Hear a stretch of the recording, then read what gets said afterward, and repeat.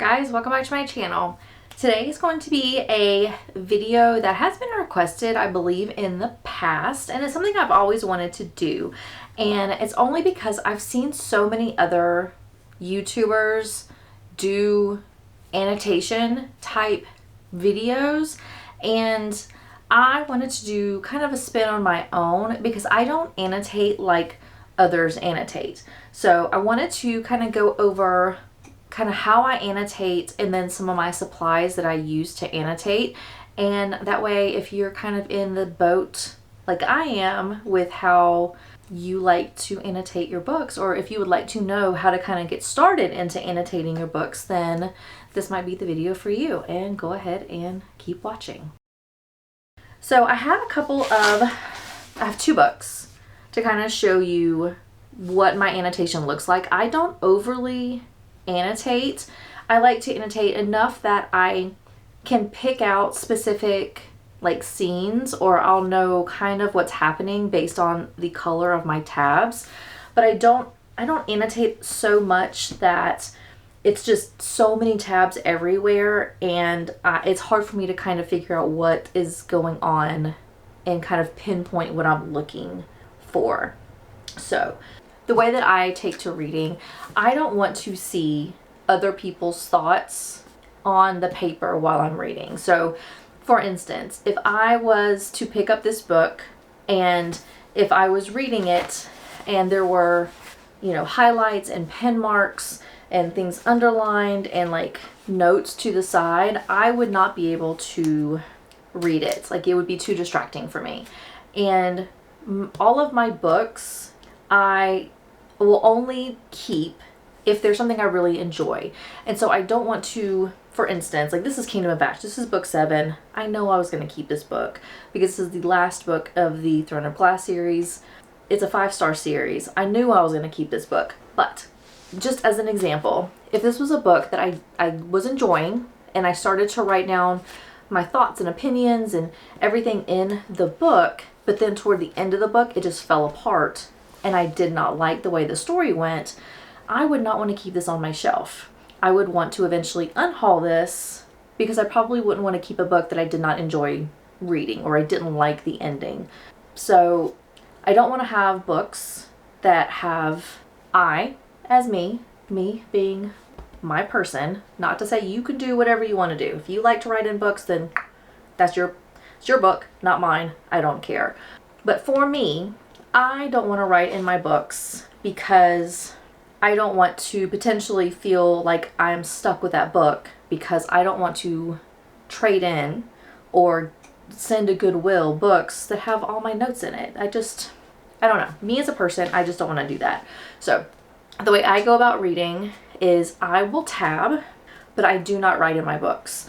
What I will end up doing though, we'll jump into my supplies first. So I have this little pen holder case, and I bought off of Amazon all of these different like flags, and they all have different colors. We have some that have they're like circle dots. They have some that are like flags, but then they're clear on this side, and then there's some that are just solid all the way through. But I have a ton of them in all sorts of different colors, all the different like pastels, tones, all that kind of stuff. I have a bunch of different flags, and that is what I end up using. And what I will do is, depending on the book, usually I try to find flags that are kind of close to what the book looks like. So for Kingdom of Ash, I pretty much had yellows, pinks, blues, and I think there was like a green and a green. So I had like 4 flag colors, and because they kind of matched with the overall theme. And I have this is my main sheet, and then I will just go through and say I want to use this color. I'll take this whole flag section off of this sheet and put it on this one. So then this one sheet will be all of the flags that I want to use, and then I'll end up putting it back once I am done. That way I don't have to jump between a color on this this sheet and then a color on this one, and then I have, you know, 2 colors on this one. I don't have to worry about carrying all of these. I take whatever necessary colors I need off and I put them on like an empty sheet. So this was my old annotation flag for, I don't remember what book this was. But I would end up, when I decide to annotate my next book, all of these flags we put back on these, and I will have this plain sheet to start fresh. So these are the flags that I like. Like I said, I bought them all on Amazon. I think you get like a pack of 3 or 4. The next time I need another big order, I'm probably gonna go for these, just because the way I put them on the paper, I still am able to read the words on the page because you have this clear piece and then this is the flag piece that sticks out. So I think my next purchases for flags are going to be this style and not this style. So that is my number 1 supply for annotating. The other supplies that I have are sticky notes. Now these are clear sticky notes, and again, I bought these off of Amazon. So I have a bigger sticky note and then I have this little small sticky note, and I think I bought these, I think each one of them are like a pack of 150 or 500 of these sticky notes. And what I end up doing is, if there is a situation in the book that I want to, like I have my own notes to it, I'll end up flagging it. I don't remember if I have any in here. Oh, I do actually. Look at this. So I have a flag right here, and then I have my sticky note kind of down here. So that way I know I wrote something based on this flag, and then these are my thoughts. So that way I don't have to worry about writing. I don't have to write anything in the book. I still can jot down what I think, but it doesn't do anything to the book. So if I, for whatever reason, need to get rid of this book later, or if I would decide I want to get a different copy and I no longer need this copy, I can take all the flags off and all of the comments, and I can put it in my new book without having to redo the whole process, or I can just throw them all away and then it's like this is a brand new book and that nobody's written in. So these are critical. Now with these, they have like the texture is not the same as paper. It's got like a different feel to it. So like gel pens do not do well with these sticky notes. And I'll tag everything down below from the from where I got it on Amazon. But these do not do well with like gel pens. So I have found that my favorite like annotation pen is this Uni Jetstream. This I got from the Hobonichi website. It's the planner that I use is from Hobonichi, and this is the pen that it came with when I did my 2024 order. But you can get these on Amazon. It's just Uni Jetstream ballpoint pens. They work really well, just like any other ballpoint pen would work, but that is what you'll need to use on these sticky notes if you end up getting the clear sticky notes.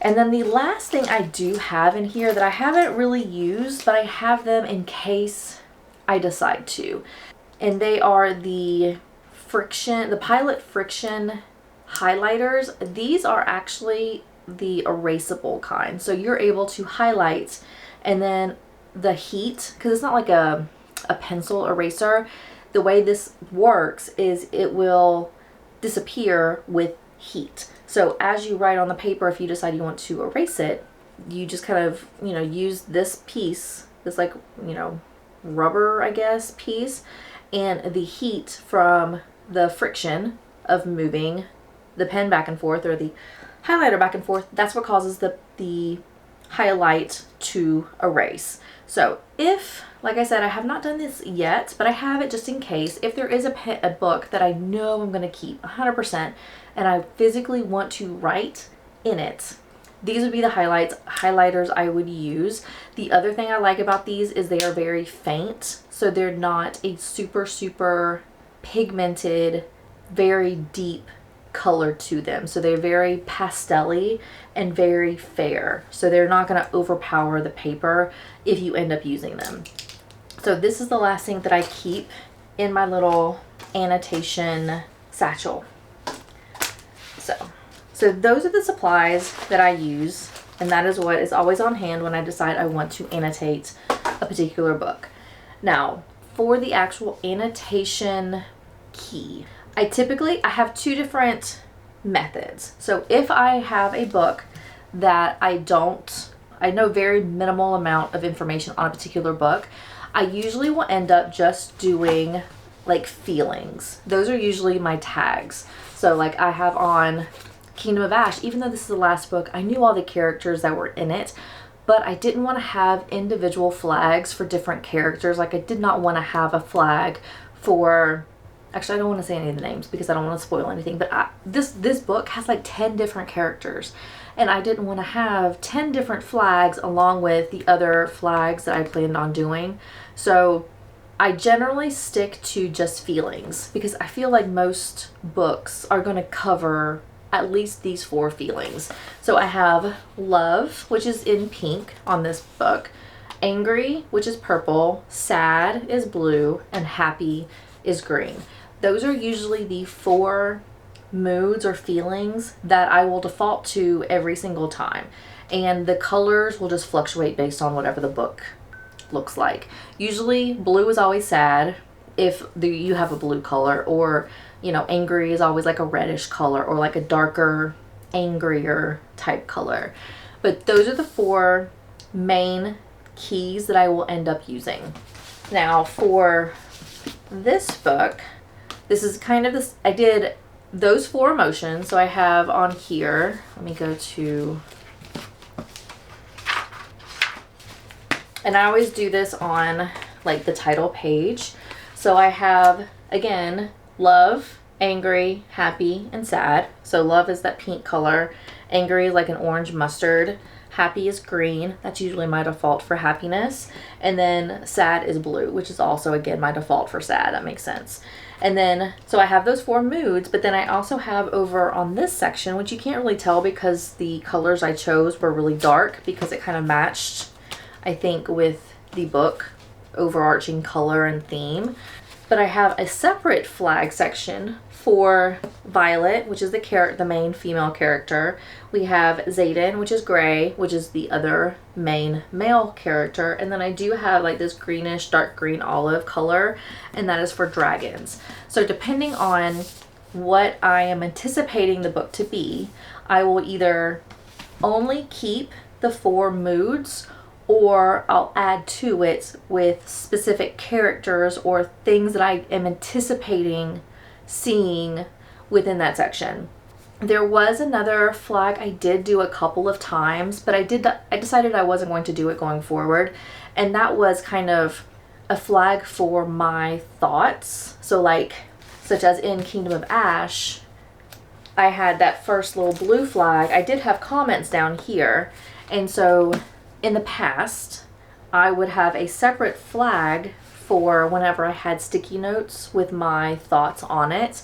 I decided not to do that because typically if I have a thought that I want to put down, it's usually tied to some kind of emotion, the angry, sad, love, hate, or love, angry, sad, or happy.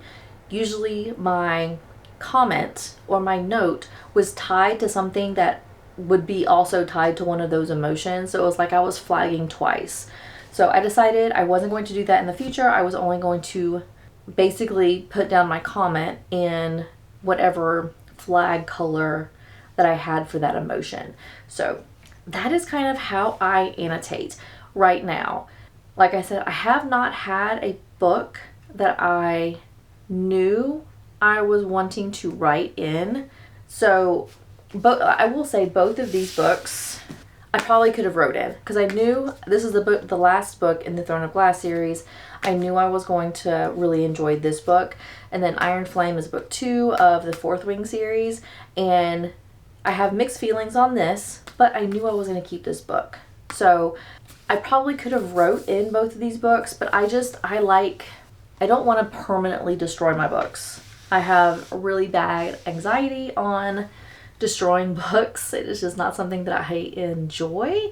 So I'm going to stick with this way going forward, and I don't really think I'm going to change. I really do enjoy the method I have, and while I love seeing other like YouTubers that are reading their books and they're like writing down all of their comments and all of their thoughts and highlighting. I love the way that looks for their books, but for my books, I don't want to do that. I'll also say I don't want to do that because I have every intention of going back and reading Throne of Glass again, possibly in 2025 after I'm done reading the ACOTAR series. I probably will end up going back next year and rereading Throne of Glass from the very beginning, now that I know the story, just so I can kind of see the foreshadowing and the way things, the events that happened, how it kind of led up to this final book. And so I don't want to read a lot of highlights and things in a book that I've already annotated the second go round, because it might distract me.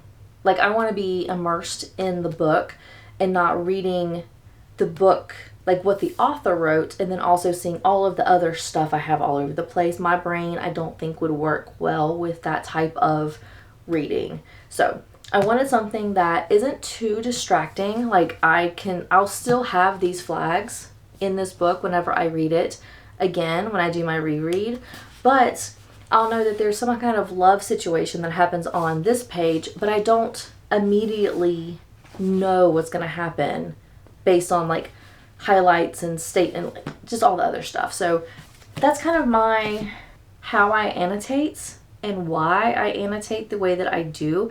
And I also don't annotate every book. Usually it's only the series that I know I'm going to like, or the series that I feel like I'm really going to like. I will annotate those.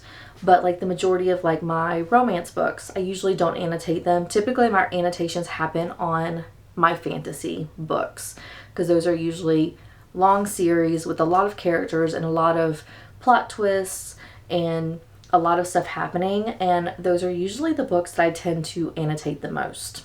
And so that is my annotation process, why I annotate and how I annotate and all of that. So I hope you enjoyed. Please, if you have any suggestions for other book-related content, let me know down below. I greatly appreciate it. I like being able to talk about all sorts of different aspects of reading, and not just, my TBR videos and then my monthly wrap-up videos and all of that stuff kind of in between is what I really want to try to increase my content. So let me know if there's anything that interests you reading wise, and I might see if I can do a video on it. So with that, thank you so much for watching. If you have not done so, please make sure you subscribe. I would greatly appreciate it, and I will see you in my next video. Bye.